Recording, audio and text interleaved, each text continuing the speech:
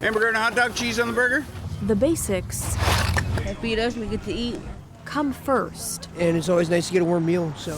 On this corner of Southeast 122nd and Burnside, Go. Take those. those who made it out of street life I came from the streets myself about 11 years ago. wait to help others do the same. Being able to empathize with people and try to help people overcome. Joshua Hernandez is with 4D Recovery, an addiction treatment and mental health provider. And try to link people and bridge people to like services with detox and treatment services. Those services are now under threat. Federal cuts are expected to leave Oregon with a $421 million Medicaid funding gap, impacting the Oregon Health Plan, which provides health care to 1.4 million low-income Oregonians. When someone does have OHP, that it allows them to be able to enter some of these detoxes, and that's huge. It's also huge for providers like 4D Recovery that rely heavily on Medicaid reimbursements. These cuts will potentially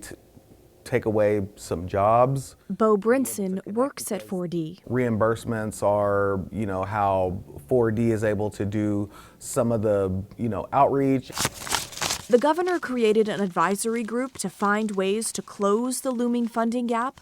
They came up with more than 40 ideas, among them limiting benefits, delaying planned rate increases, and reducing provider payments, meaning fewer people insured and less money for providers. When cuts like these happen and decisions like these are made, those people do fall through the cracks, and then there are overdoses, and it's just devastating. Another concern, cuts to peer mentors. Peers are really doing a lot of the boots on the ground work, helping to save lives. We do this work every day. Because addiction doesn't have a timeline. It just doesn't happen overnight. It takes time and it takes support. It took me 8 times, and if it was on this last time, and if my coverage didn't cover, then who knows where I'd be.